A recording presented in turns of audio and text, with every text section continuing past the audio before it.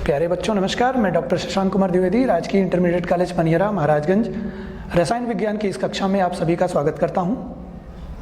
आज aldehyde, ketone तथा carboxylic acid अध्याय के 6वें एवं अंतिम भाग के साथ आपके सम्मुख उपस्थित हूं।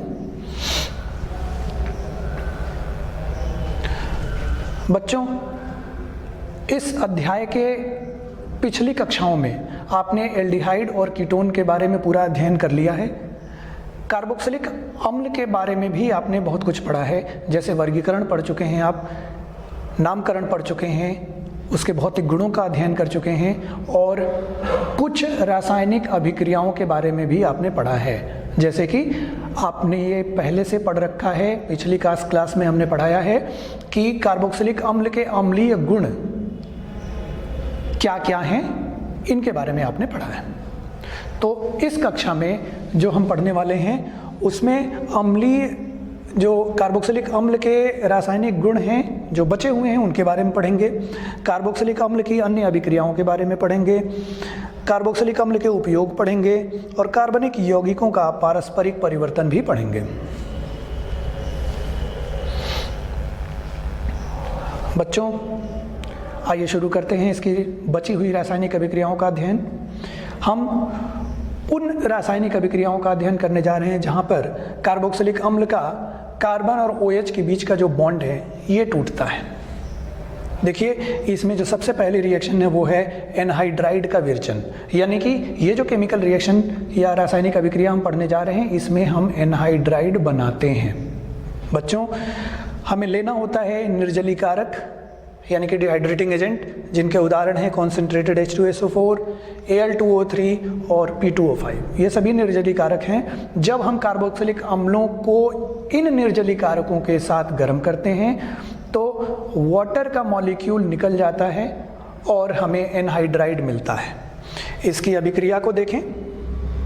आप यहाँ देख रहे हैं 2 मोल एसिटिक अम्ल के लिए गए हैं और P2O5 के साथ गर्म करना पड़ रहा है। जब हम P2O5 के साथ गर्म कर रहे हैं तो ये हिस्सा वाटर मॉलिक्यूल का, एक का हाइड्रोजन दूसरे का OH वाटर के फॉर्म में निकल जा रहा है और ये जो दोनों मॉलिक्यूल आपस में जुड़ रहे हैं ये इथेनोइक एनहाइड्राइड बना रहा है। तो बच्चों, ये एक अच्छी मेथड है एसिड एनहाइड्राइड बनाने की। दूसरी अभिक्रिया, यहां भी एसिड में कार्बन और OH के बीच का बॉन्ड टूटता है। ये अभिक्रिया का नाम है एस्टरीकरण या एस्टरीफिकेशन। बच्चों, यहाँ भी हमें एसिड लेना होता है, कॉन्सेंट्रेटेड H2SO4 ले सकते हो या HCl ले सकते हो। यहाँ हम क्या करते हैं, कार्बोक्सिलिक अम्ल को एल्कोहल या फिनॉल से अभिक्रिया कराते हैं, रिएक्ट करवाते हैं। ऐसा करने पे हमें एस्टर मिलता है। जैसे यहाँ देखिए, हमने एसिटिक अम्ल लिया है और उसको रिएक्ट करवाया है इथेनॉल के साथ, और इथेनॉल के साथ रिएक्ट करवाया है, साथ में कॉन्सेंट्रेटेड H2SO4 लिया है। ये कॉन्सेंट्रेटेड H2SO4 यहाँ से वाटर निकाल दे रहा है। ये ध्यान देने की बात है बच्चों, कार्बोक्सिलिक अम्ल का OH निकल रहा है, यानी कि कार्बन और ऑक्सीजन के बीच का बॉन्ड टूट रहा है। ये चीज़ आप ध्यान से देख लें, ये बॉन्ड टूट रहा है यहाँ पर, और यहाँ इथेनॉल से ऑक्सीजन और हाइड्रोजन के बीच का बॉन्ड टूट रहा है, इसलिए वाटर बन रहा है। और आप देख लीजिए, ये पार्ट एल्कोहल के इस पार्ट से जुड़ करके ये आपको क्या बना रहा है, इथाइल इथेनोएट। ये एक एस्टर है। आइए, इस अभिक्रिया के लिए अभिक्रियाशीलता या रिएक्टिविटी का ऑर्डर क्या है ये भी जानते हैं। आप देख लीजिए, 3 डिग्री अल्कोहल इस अभिक्रिया के लिए सबसे कम रिएक्टिव होता है, 2 डिग्री अल्कोहल उससे ज़्यादा, 1 डिग्री अल्कोहल उससे ज़्यादा और मिथेनॉल सबसे ज़्यादा। और कार्बोक्सिलिक अम्लों की रिएक्टिविटी में देख लीजिए, सबसे ज़्यादा रिएक्टिविटी है फॉर्मिक एसिड की, उससे कम हो गई एसिटिक एसिड की, और जैसे जैसे सब्स्टिट्यूशन बढ़ता जा रहा है वैसे वैसे एसिड की रिएक्टिविटी एस्टरीफिकेशन रिएक्शन के लिए घटती जा रही है। बच्चों, इस रिएक्शन की मैकेनिज्म भी जानिए। देखिए, ये कार्बोक्सिलिक अम्ल है। सबसे पहले जो हमने H2SO4 लिया है वो प्रोटॉन देगा और ये प्रोटॉन ले लेगा। कार्बोक्सिलिक एसिड का कार्बोनिल ऑक्सीजन, इसके पास लोन पेयर है, यहाँ 2 लोन पेयर होते हैं और इन्हीं लोन पेयर के मौजूदगी होने की वजह से ये H+ को एक्सेप्ट कर लेता है। यहाँ देख लिए ऑक्सीजन हाइड्रोजन जुड़ गए हैं, ऑक्सीजन के ऊपर इसी वजह से पॉजिटिव चार्ज आ गया है। अब ऑक्सीजन चूंकि ज़्यादा इलेक्ट्रोनेगेटिव एलिमेंट है तो अपने ऊपर पॉजिटिव चार्ज वो ज़्यादा देर नहीं रखेगा और इस वजह से ये पाई इलेक्ट्रॉन्स को अपनी तरफ खींच लेता है और फिर दोबारा ऑक्सीजन का जो पॉजिटिव चार्ज है, ऑक्सीजन के ऊपर जो पॉजिटिव चार्ज आ गया वो खत्म हो जाता है, ऑक्सीजन के पास 2 लोन पेयर आ जाते हैं और नतीजा ये निकलता है कि अब ये कार्बन इलेक्ट्रॉन डेफिशिएंट हो जाता है, कार्बन के ऊपर पॉजिटिव चार्ज आ जाता है। आइए बच्चों आगे चलते हैं।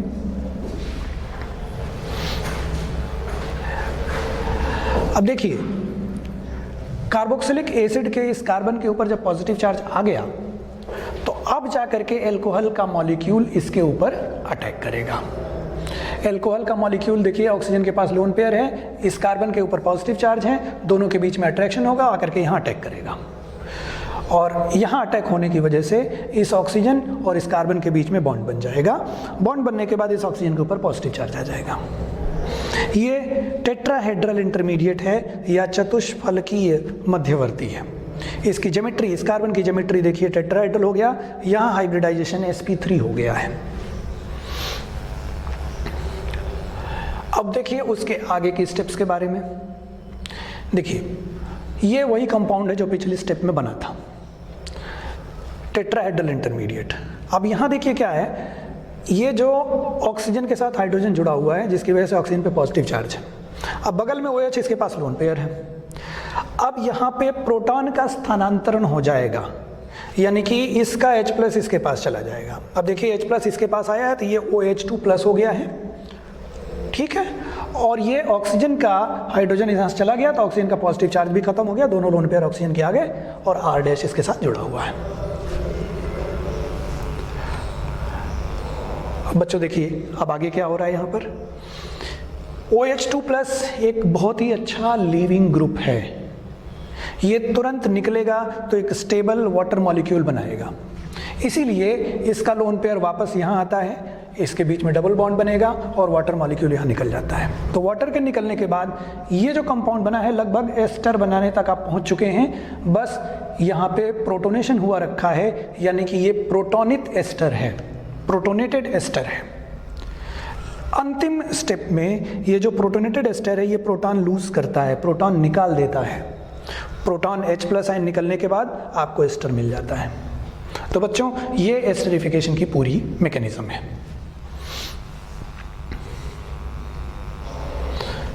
जो तीसरी रिएक्शन है ये क्लोरीनेटिंग एजेंट्स के साथ जब हम कार्बोक्सिलिक अम्लों को रिएक्ट करवाते हैं तो हमें क्या मिलता है। देखिए PCl5, PCl3 और थायोनिल क्लोराइड SOCl2 ये तीनों ही बहुत अच्छे क्लोरीनेटिंग एजेंट होते हैं। इन सभी केसेस में जब हम इन रिएजेंट से, इन अभिकारकों से कार्बोक्सिलिक अम्ल की अभिक्रिया कराते हैं तो कार्बोक्सिलिक अम्ल का OH ग्रुप निकल जाता है और उसकी जगह पे क्लोरीन आ जाता है। प्रोडक्ट कौन सा बनता है? एसिड क्लोराइड या एसाइल क्लोराइड। देखिए बच्चों इन रिएक्शंस को देख लीजिए। कार्बोक्सिलिक अम्ल को हमने PCl5 से रिएक्ट कराया, देखो RCOCl बना, बाई प्रोडक्ट PCl3 और HCl बने हैं। यहाँ पे 3 मोल कार्बोक्सिलिक एसिड से PCl3 रिएक्ट कर रहा है, 3 मोल एसिड क्लोराइड के बन रहे हैं, H3PO3 बाई प्रोडक्ट के रूप में बन रहा है। यहाँ पे जब हम थायोनिल क्लोराइड ले रहे हैं तो आप देखिए यहाँ पे भी एसिड क्लोराइड बन रहा है, SO2 बन रहा है, HCl बन रहा है। बच्चों एक बहुत ही महत्वपूर्ण प्रश्न आता है कि इन तीनों क्लोरीनेटिंग एजेंट्स में से हम थायोनिल क्लोराइड को प्रेफर क्यों करते हैं, वरीयता क्यों देते हैं? तो इसका कारण ये जानिए, इसका कारण ये है कि कार्बोक्सिलिक अम्ल को जब थायोनिल क्लोराइड से हम रिएक्ट करवा रहे हैं तो RCOCl के साथ SO2 और HCl बन रहा है। इन 2 बाई प्रोडक्ट पे ध्यान दीजिए बच्चों, दोनों ही गैसें हैं, ये दोनों ही अपने आप स्केप आउट हो जाती हैं, जिससे हमें इसके प्यूरिफिकेशन में परिशोधन के लिए कोई अलग से मेहनत नहीं करनी पड़ती, यानी हमें प्योर एसिड क्लोराइड प्रोडक्ट के रूप में मिलता है। यही एडवांटेज है थायोनिल क्लोराइड को लेने की। इसलिए PCl3 और PCl5 की अपेक्षा SOCl2 लेना ज़्यादा बेटर है, क्योंकि जो बाई प्रोडक्ट्स होते हैं वो गैसें होती हैं, स्केप आउट हो जाती हैं और हमें प्योर एसिड क्लोराइड मिल जाता है। बच्चों आइए चौथी अभिक्रिया के बारे में जानते हैं। यहाँ हम अमोनिया के साथ अभिक्रिया कराते हैं। बच्चों आप जानते हो अमोनिया क्षारीय होता है, अमोनिया में क्षारीय गुण होते हैं, और जो कार्बोक्सिलिक अम्ल हैं वो तो अम्लीय होते ही हैं। यानी ये जो अभिक्रिया होने जा रही है ये अम्ल और क्षार के बीच में अभिक्रिया होने जा रही है। देखिए यहाँ हमने एसिटिक एसिड लिया है और अमोनिया लिया है। अमोनिया बेस है और ये अम्लीय है। बच्चों ये प्रोटॉन निकालता है, ये प्रोटॉन एक्सेप्ट कर लेगा। देखिए ये प्रोटॉन निकालने के बाद एसीटेट आयन बना है और अमोनिया ने प्रोटॉन ले लिया है तो अमोनियम आयन बन गया NH4+, ये सॉल्ट बन गया आपका। तो सबसे पहले अम्ल और क्षार के बीच में अभिक्रिया हुई तो सॉल्ट बना, लवण बना। फिर हम इसे गर्म कर रहे हैं तो इसमें से जल निकल रहा है, वाटर निकल रहा है, और इस तरह से हमें एमाइड मिल रहा है, एसिड एमाइड, इथेनामाइड इसका नाम होगा। बच्चों ये बात जानते रहिएगा। हमने एसिड क्लोराइड कैसे बनता है ये भी जान लिया, एनहाइड्राइड कैसे बनता है ये भी जान लिया, और ये जो रिएक्शन है इसमें हमने ये भी जान लिया कि इथेनामाइड कैसे बन रहा है या कोई भी एसिड एमाइड कैसे बन रहा है। जब भी आपको एसिड एमाइड बनाना हो एमीन या अमोनिया से रिएक्ट करवाइए, आपको एसिड एमाइड मिल जाएगा। एक दूसरा उदाहरण देखते हैं बच्चों। ये बेंजोइक अम्ल है, बेंजोइक अम्ल को हम अमोनिया से रिएक्ट करा रहे हैं। यहाँ देखिए अमोनियम बेंजोएट बना है, सेम चीज़ हुई है, इसने प्रोटॉन लूज किया है और अमोनिया ने एक्सेप्ट किया है, अमोनियम बेंजोएट बना। फिर जब हम इसे गर्म करते हैं तो यहाँ से भी जल निकलता है और एमाइड बनता है, इसका नाम है बेंजामाइड। बच्चों आगे चलते हैं। ये बहुत अच्छी रिएक्शन है। आप ये देख लीजिए, एक बेंजीन रिंग के एक दूसरे से ऑर्थो पोजीशन पे COOH ग्रुप जुड़े हुए हैं, इसे थैलिक एसिड कहा जाता है। और यहाँ भी हम अमोनिया मॉलिक्यूल से अभिक्रिया करा रहे हैं। अब यहाँ दोनों ही COOH मॉलिक्यूल प्रोटॉन लूज करेंगे। अमोनिया के 2 मोल्स यहाँ यूज होते हैं और अमोनियम थैलेट बनता है। देखिए ये वाला भी COO माइनस NH4+ में गया है, नीचे वाला COOH भी COO माइनस NH4+ में गया है। गर्म करने पे यहाँ से भी वाटर निकलता है तो थैलेमाइड बन रहा है। देखिए ये CONH2 CONH2। और जब टेम्परेचर और ज़्यादा बढ़ा देते हैं, प्रबल तापन करते हैं, तो अमोनिया का एक मॉलिक्यूल निकल जाता है और ये दोनों आपस में जुड़ जाते हैं। बच्चों इसको अगर आप समझना चाहते हो तो आप ये देख लीजिए, ये ऐसे पूरा निकल जाता है, NH3 निकल जाता है और ये नाइट्रोजन और कार्बन के बीच में बॉन्ड बन जाता है। तो यही देखिए CO और NH से दोनों कार्बन जुड़े हुए हैं, तो एक साइक्लिक कंपाउंड बन रहा है, यही थैलीमाइड कहलाता है। आइए बच्चों आगे चलते हैं।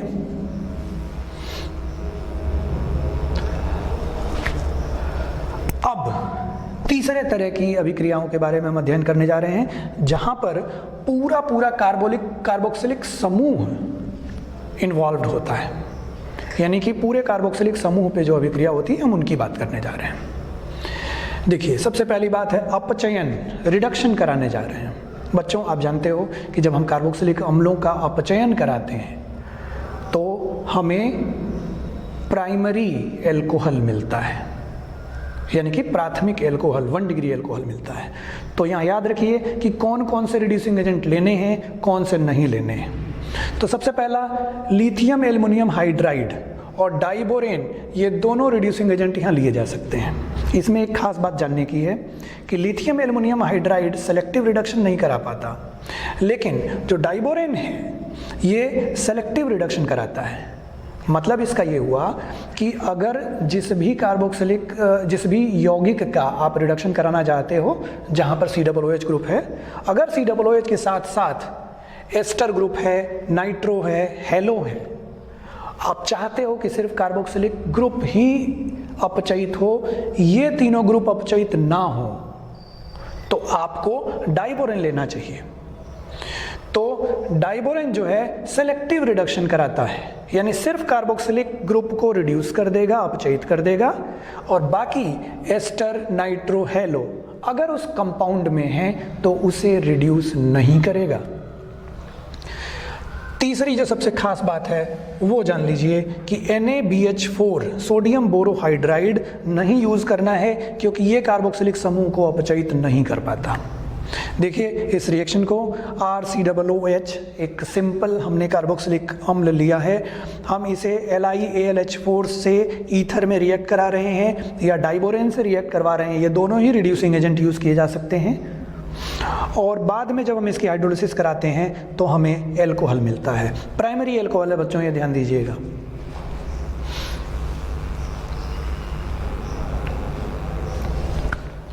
वी कार्बोक्सिलिन, डी कार्बोक्सिलेशन इंग्लिश में कहते हैं बच्चों। यहाँ पे पूरा COOH समूह ही बाहर निकल जाता है CO2 के फॉर्म में। देखिए यहाँ हम क्या लेते हैं, कार्बोक्सिलिक अम्ल का सोडियम लवण लेते हैं RCOONA। इसको हम NaOH और CaO के मिक्सचर के साथ गर्म करते हैं।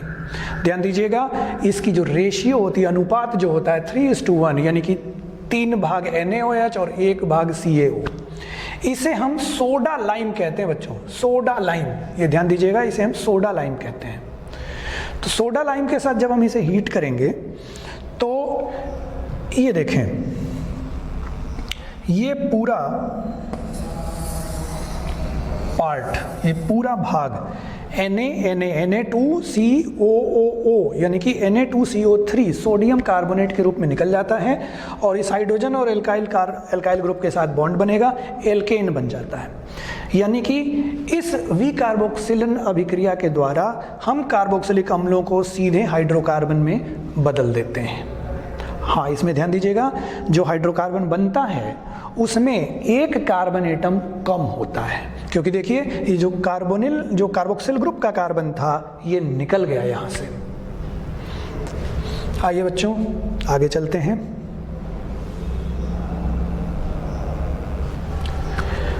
कोल्बेज इलेक्ट्रोलिसिस, कोल्बे वैद्युत अपघटन। बच्चों आप जानते हो, जब भी किसी यौगिक को हम विद्युत धारा प्रवाहित करके उसे उसके अवयवों में डिकम्पोज कर देते हैं तो उसे हम इलेक्ट्रोलिसिस कहते हैं। तो अगर हम इन कार्बोक्सिलिक अम्लों का भी विद्युत अपघटन कराएंगे तो क्या प्रोडक्ट बनेगा, आइए उसकी बात करते हैं। देखिए यहाँ हम क्या लेते हैं, कार्बोक्सिलिक अम्ल के सोडियम या पोटेशियम लवण लेते हैं। जब ये डिसोसिएट होता है तो COO- और पोटेशियम आयन में अलग अलग हो जाता है। बच्चों देखिए, एनोड और कैथोड पे क्या अभिक्रियाएं होनी हैं, इन पे चर्चा कर लेते हैं। बच्चों एनोड वो इलेक्ट्रोड होता है जहां ऑक्सीडेशन होता है, ऑक्सीकरण होता हो, और कैथोड वो इलेक्ट्रोड होता है जहां पर रिडक्शन होता हो।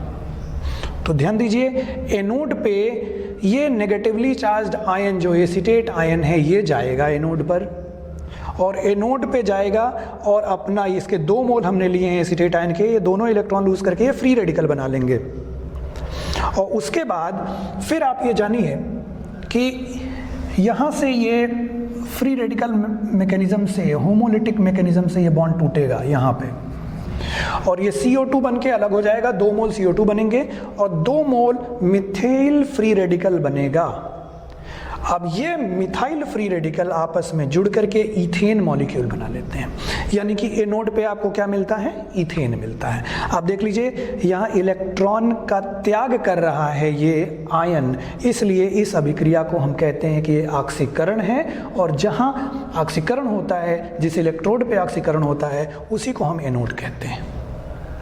अब आ जाइए कैथोड पे। आपके दिमाग में होगा ही कि कैथोड वो इलेक्ट्रोड है जहां पर अपचयन होता है। आप देख लीजिए यहाँ जल का अपचयन होता है, ये इलेक्ट्रॉन ले करके हाइड्रोजन फ्री रेडिकल और OH- बनाता है, और बाद में 2 हाइड्रोजन फ्री रेडिकल जुड़ करके हाइड्रोजन गैस बनाते हैं। तो इससे आप ये भी जान गए होंगे कि कैथोड पे हाइड्रोजन गैस मिलती है और एनोड पे इथेन मिलता है। आइए बच्चों आगे चलते हैं। हाइड्रोकार्बन भाग में प्रतिस्थापन अभिक्रिया, इसकी बात करते हैं। देखिए इसमें हेलोजिनेशन यानी हेलोजनन एक बहुत ही महत्वपूर्ण अभिक्रिया है, हेल-वोल्हार्ड-जेलिंस्की अभिक्रिया के नाम से। इसमें हम क्या करते हैं, कार्बोक्सिलिक अम्ल के अल्फा हाइड्रोजन को हैलोजन के द्वारा प्रतिस्थापित कर देते हैं। देखिए क्या कह रहा है ये, कार्बोक्सिलिक अम्ल जिनमें अल्फा हाइड्रोजन विद्यमान होता है।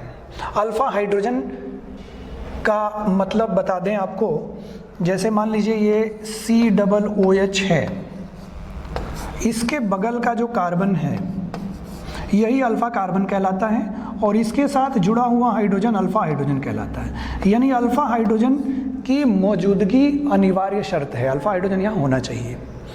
और अल्फा हाइड्रोजन जिन भी कार्बोक्सिलिक अम्लों में है उनको अगर हम क्लोरीन अथवा ब्रोमीन के साथ फास्फोरस की अल्प मात्रा में अगर अभिक्रिया करवाते हैं तो हमें अल्फा हेलो कार्बोक्सिलिक अम्ल मिलता है। यानी कि यही हाइड्रोजन हट जाता है, इसकी जगह पे हेलोजन यानी कि क्लोरीन या ब्रोमीन आ जाता है।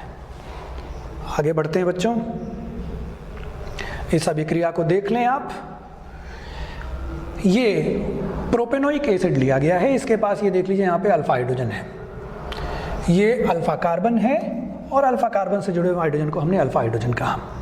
हमने रेड फास्फोरस लाल फास्फोरस के साथ हेलोजन यानी कि क्लोरीन और ब्रोमीन की अभिक्रिया कराई, बाद में इसका हाइड्रोलिसिस कराया, हमें अल्फा हेलो कार्बोक्सिलिक अम्ल मिल रहा है। देख लीजिए अल्फा हाइड्रोजन की जगह पे क्या आ गया है, हेलोजन आ गया है।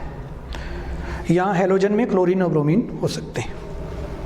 बच्चों ये आगे चलते हैं, वलय प्रतिस्थापन अभिक्रियाओं पे चर्चा कर लेते हैं।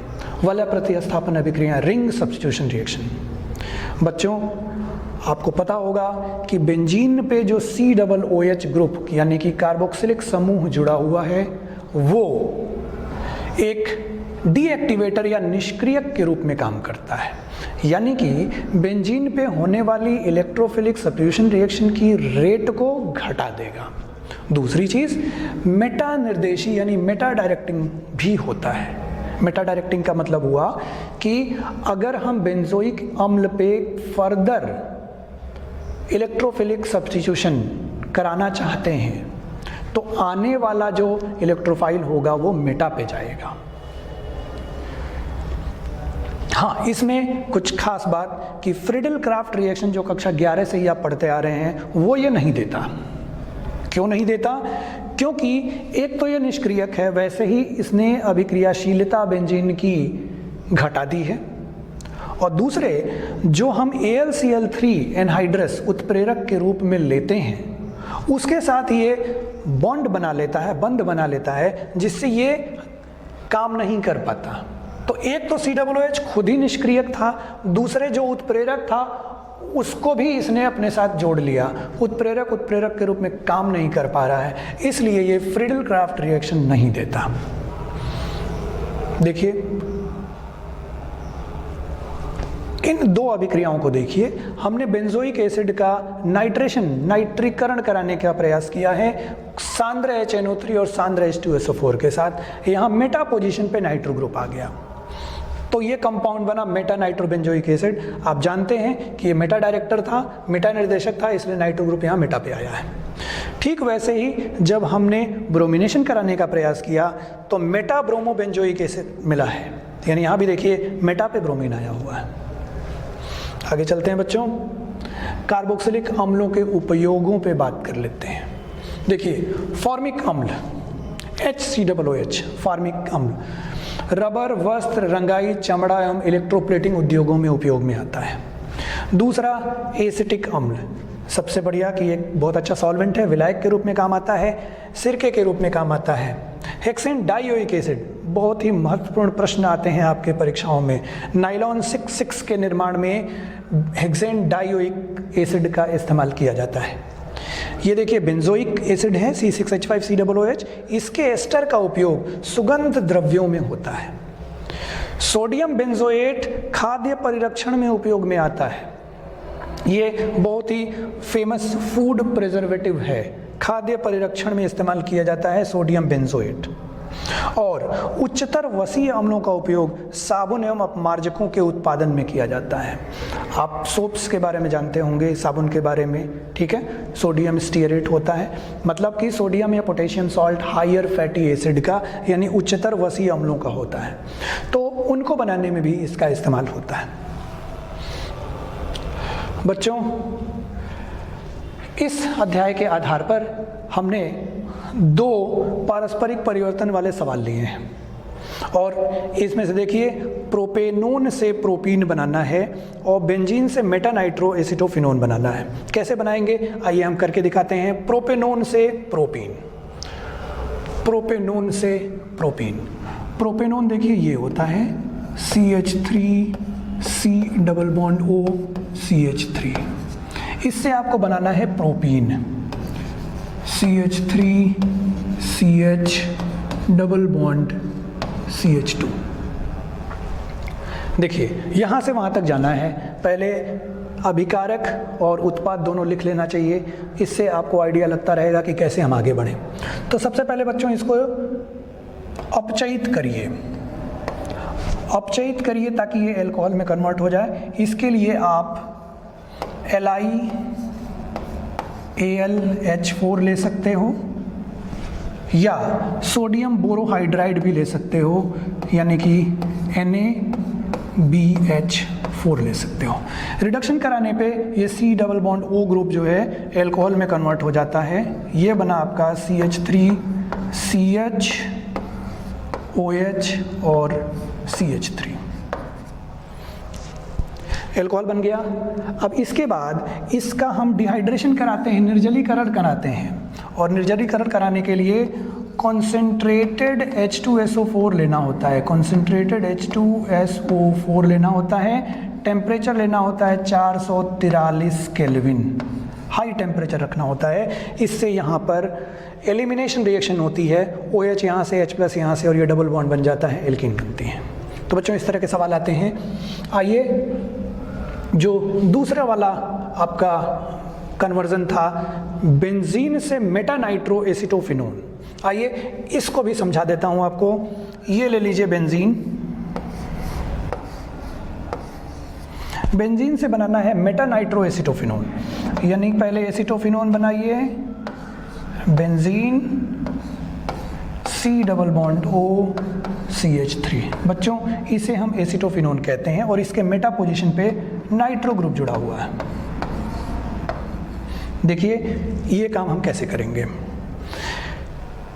नाइट्रेशन भी करा सकते हैं और फ्रीडल क्राफ्ट एसाइलेशन भी करा सकते हैं। अगर पहले ये जोड़ते हैं तो ये भी मेटा डायरेक्टिंग है, पहले ये जोड़ते हैं तो ये भी मेटा डायरेक्टिंग है, यानी कोई भी हम पहले जोड़ सकते हैं। बेटर होता हम इसको पहले जोड़ें। हम क्या करेंगे, पहले फ्रीडल क्राफ्ट एसाइलेशन कराएंगे। उसके लिए हम लेते हैं CH3C double bond O Cl और साथ में AlCl3 एनहाइड्रस, एनहाइड्रस AlCl3 लेते हैं।